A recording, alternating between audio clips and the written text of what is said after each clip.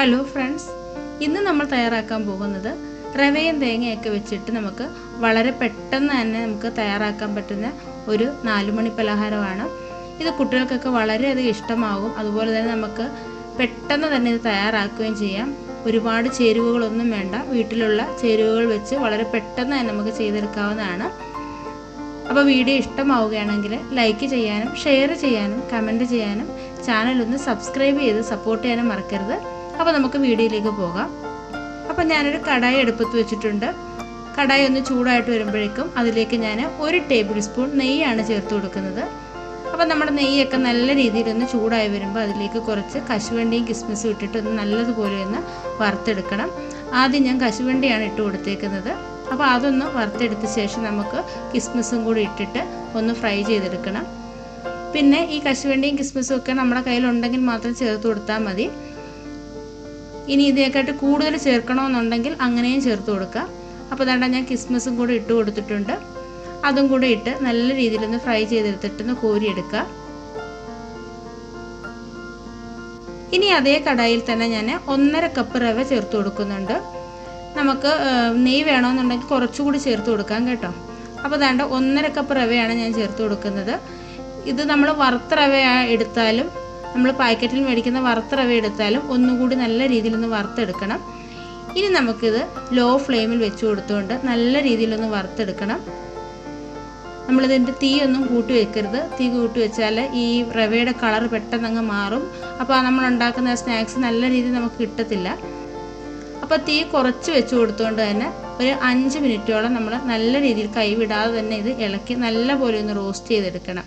ഒരുപാടങ്ങ് golden colour ആവണ്ട. നമ്മുടെ ആ റവയുടെ ആ കളറ് മാറാതെ തന്നെ ഒരു മണം വരുമല്ലോ, റവ മൂത്ത ഒരു മണം വരുമ്പോൾ ആ സമയം വരെ നമ്മളൊന്ന് ഇളക്കി ചേർത്ത് നല്ലതുപോലെ ഒന്ന് കൊടുക്കണം. കൈവിടാതെ തന്നെ ഇളക്കി ചേർത്ത് കൊടുക്കണം. കാരണം ഇത് നമ്മൾ ഇളക്കാതിരുന്ന് കഴിഞ്ഞാൽ പെട്ടെന്ന് തന്നെ കരിഞ്ഞു പോകും. ഇപ്പോൾ ഇതാണ്ട് ഒരു 5 മിനിറ്റ് ആയിട്ടുണ്ട്. നമ്മുടെ റവയുടെ ആ ഒരു മൂത്ത മണമൊക്കെ വരുന്നുണ്ട്. അതേപോലെ തന്നെ നല്ല രീതിയിൽ റവ ക്രിസ്പി ആയിട്ട് വന്നിട്ടുണ്ട്. കളറൊന്നും മാറിയിട്ടില്ല കേട്ടോ. അപ്പോൾ ഈ ഒരു സമയം ആകുമ്പോൾ തന്നെ നമുക്ക് സ്റ്റൗ ഓഫ് ചെയ്തിട്ട് ഇനി ഈ റവയൊന്ന് തണുക്കാനായിട്ട് മാറ്റി വെക്കണം. നമ്മൾ ഇതേ പാത്രത്തിൽ തന്നെ വെക്കരുത് കേട്ടോ. അപ്പോൾ പെട്ടെന്ന് തന്നെ കരിഞ്ഞു പോകും. ആ അടിഭാഗമൊക്കെ ആ റവയുടെ കളറൊക്കെ മാറിപ്പോകും. അതുകൊണ്ട് വേറൊരു പ്ലേറ്റിലേക്ക് മാറ്റിയിട്ട് ഇതൊന്ന് തണുക്കാനായിട്ട് വെക്കുക.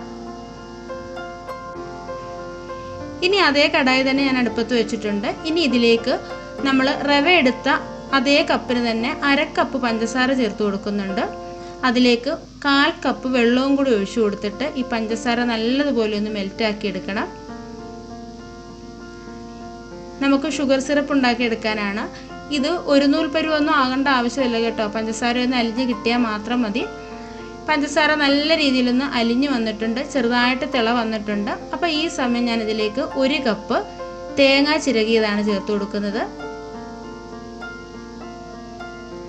ഈ തേങ്ങയൊക്കെ എത്രത്തോളം ചേർത്ത് കൊടുക്കുന്നോ അത്രയും നല്ലതാണ് കേട്ടോ നമുക്കിത് കഴിക്കാനായിട്ട്. ഒരുപാട് നേരം ഈ പഞ്ചസാര ഇട്ട് തിളപ്പിക്കരുത്. പഞ്ചസാര ഒന്ന് അലിഞ്ഞു വരുന്ന ആ ഒരു സമയം മാത്രം മതി. അപ്പോൾ ആ സമയം തന്നെ നമുക്ക് ഇതിലേക്ക് തേങ്ങ ചിരകിയത് ചേർത്ത് കൊടുക്കണം. തേങ്ങ ചിരകിയതും കൂടി ചേർത്ത് കൊടുത്തിട്ട് നല്ല രീതിയിലൊന്ന് ഇളക്കി ചേർത്ത് കൊടുക്കണം. ലോ ഫ്ലെയിമിൽ വെച്ച് വേണം നമ്മൾ തേങ്ങയൊക്കെ ചിരകിയത് ചേർക്കാനായിട്ട് കേട്ടോ. നമ്മൾ തീ കൂട്ടി വെക്കരുത്. എന്നിട്ട് 2-3 മിനിറ്റ് ഈ തേങ്ങയിലേക്ക് നമ്മുടെ ഈ മധുരമൊക്കെ പിടിക്കുന്നതിനായിട്ട് ഒന്ന് ഇതുപോലെ ഒന്ന് ഇളക്കി ചേർത്ത് കൊടുക്കണം. അതുപോലെ ഒരുപാട് ഡ്രൈ ആയും പോകരുത്. ഈ പഞ്ചസാരപ്പാനി അങ്ങ് വറ്റിപ്പോവുകയും ചെയ്യരുത് കേട്ടോ. ഇപ്പോൾ ഒരു 3 മിനിറ്റ് ആയിട്ടുണ്ട്. നമ്മുടെ തേങ്ങയൊക്കെ നല്ലതുപോലെ വെന്ത് വന്നിട്ട് പഞ്ചസാരയൊക്കെ അതിൽ നന്നായിട്ട് പിടിച്ചിട്ടുണ്ട്. ഈ സമയം ഞാനിതിലേക്ക് കുറച്ച് ഏലക്കയും പഞ്ചസാരയും കൂടെ പൊടിച്ച് ചേർത്ത് കൊടുക്കുന്നുണ്ട്. അപ്പോൾ നല്ലൊരു ഫ്ലേവർ കിട്ടും നമ്മൾ ഏലക്ക ചേർത്ത് കൊടുക്കുമ്പം. അതും കൂടി ചേർത്ത് നല്ല രീതിയിലൊന്ന് ഇളക്കി ചേർത്ത് കൊടുക്കുക.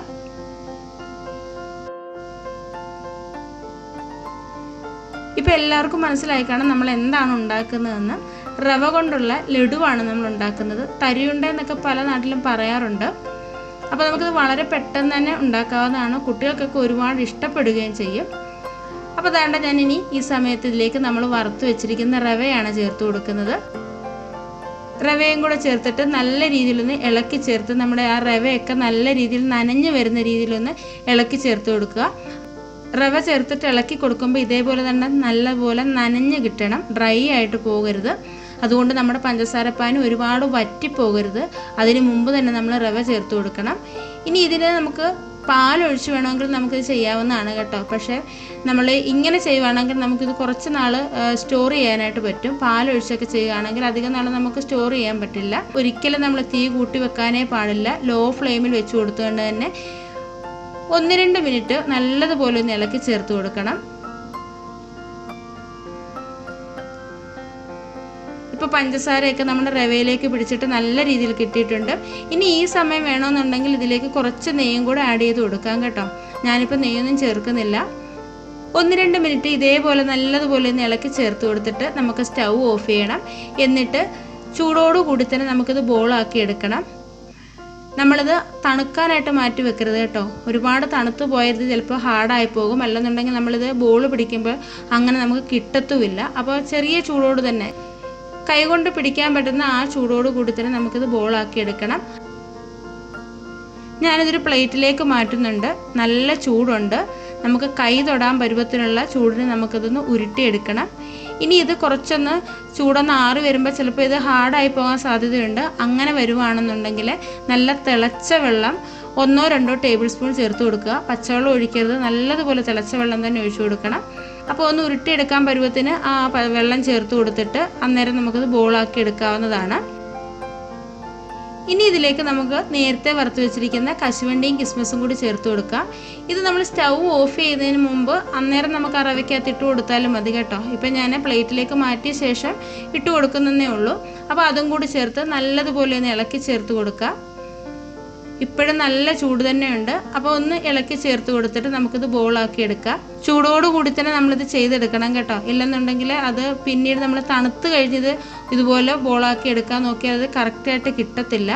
അതുപോലെ തന്നെ നമ്മൾ റവ വറുത്തെടുക്കുമ്പം ഒരുപാടങ്ങ് വറുത്തെടുക്കണ്ട. ഗോൾഡൻ കളർ ആവുന്നത് വരെ അങ്ങ് വറക്കണ്ട. അങ്ങനെ വറുത്തെടുക്കുമ്പോൾ നമ്മുടെ ഈ ലഡു അങ്ങ് ഒരുപാടങ്ങ് ഹാർഡായി പോകും. നമുക്കിത് കട്ട് ചെയ്തെടുക്കാനൊന്നും പറ്റത്തില്ല.